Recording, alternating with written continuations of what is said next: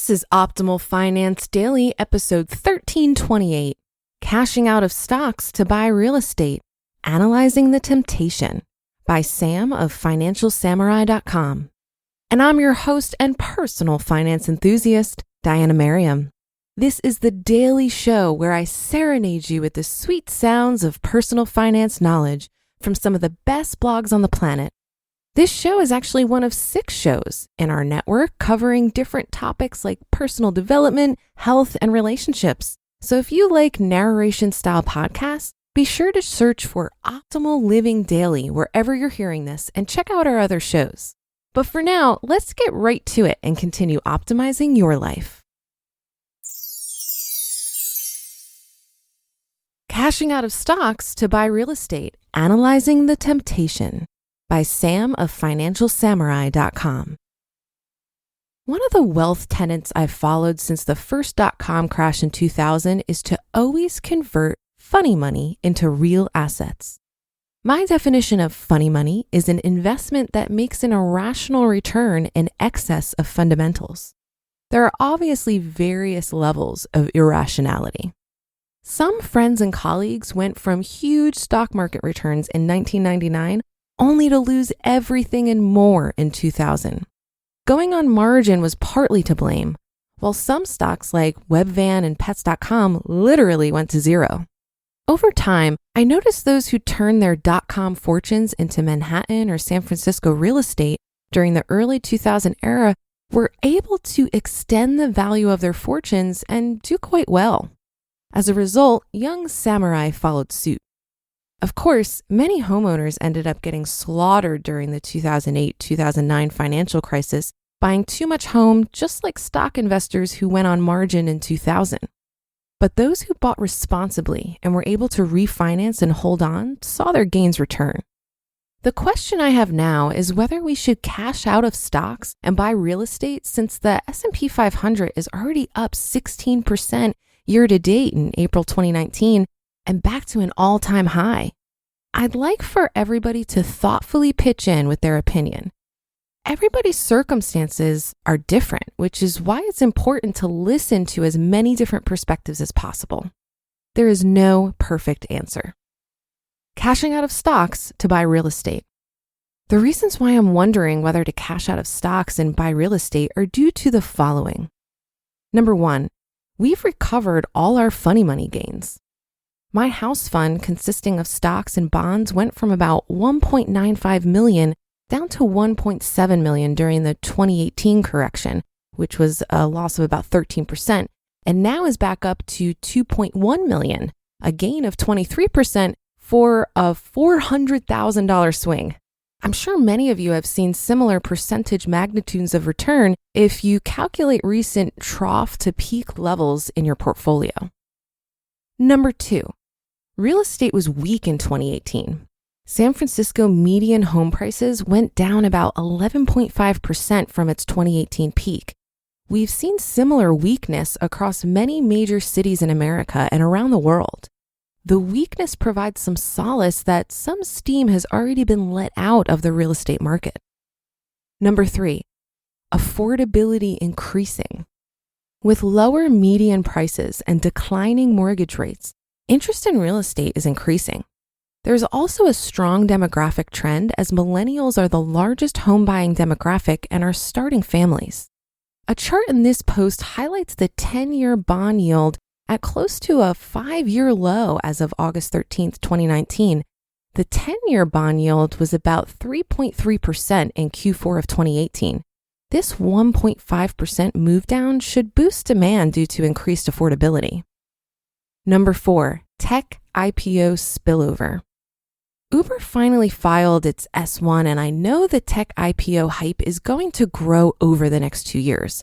While I've written there is a chance the hype will awaken a slumbering supply bear, my experience post Facebook's IPO is that it will take about 1 year for the wealth effect to spill over into real estate. The lockup periods for tech IPO employees such as Pinterest, Uber, Zoom, and more is in November 2019 and later.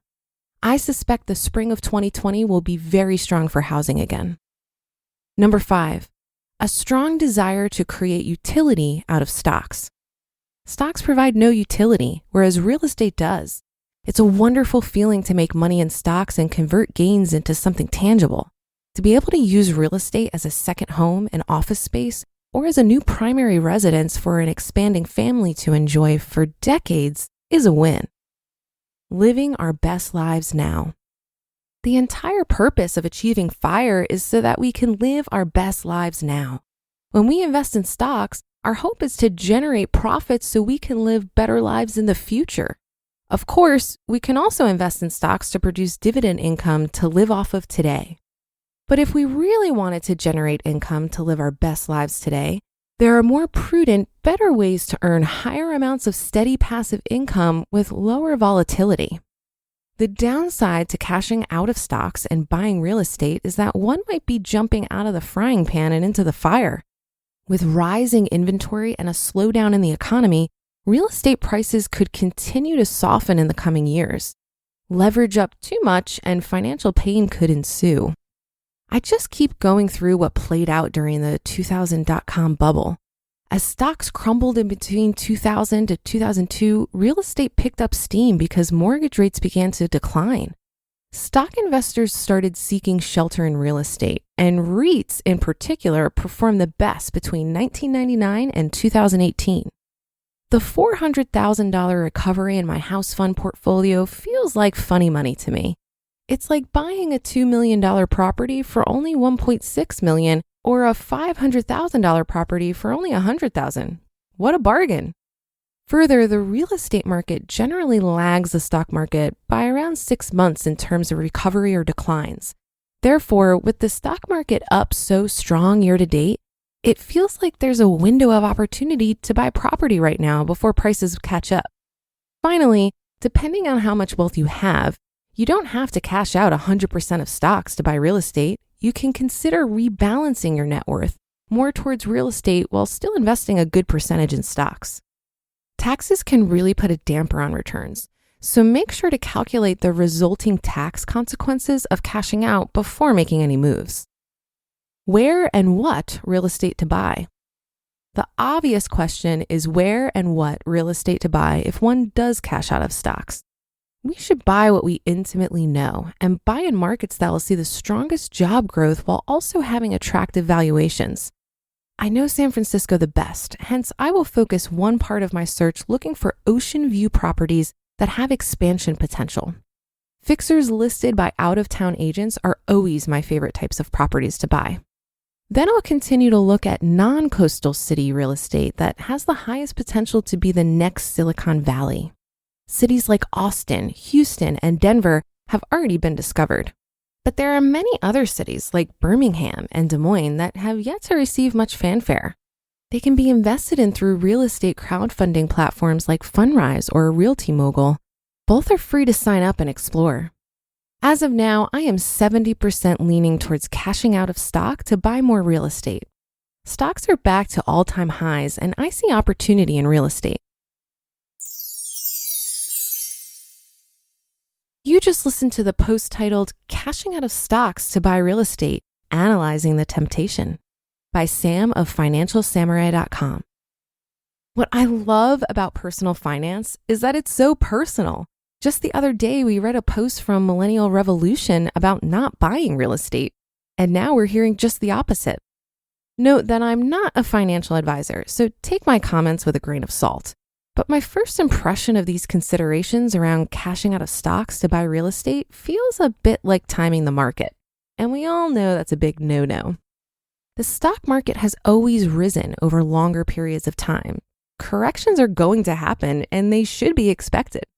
Sam makes a point about knowing people who lost everything in 2000, but it sounds like they were investing in the highest flying and most risky growth stocks, and more importantly, were borrowing on margin to do it. The lesson there is that if you borrow money to invest, you're multiplying your risk and could lose all your money and more. This did not happen and will not happen to you if you're invested in low-cost, broad-based index funds. In essence, you can handle stock market risk if you don't multiply it. Now, owning real estate is owning your own business, and it requires an investment of your time in addition to money. So many people question the hassle and carrying costs. Keep in mind that you never have to unclog the toilet, navigate increasing property taxes, or deal with tenants and repairs in your brokerage account. My take is that if real estate investing or buying a primary residence is already in your plan, perhaps dig a bit deeper into the numbers here. But I myself couldn't shift money over to real estate out of fear of an inevitable stock market downturn. And that should do it for today. Have a happy rest of your day, and I'll see you in the Thursday show tomorrow, where your optimal life awaits.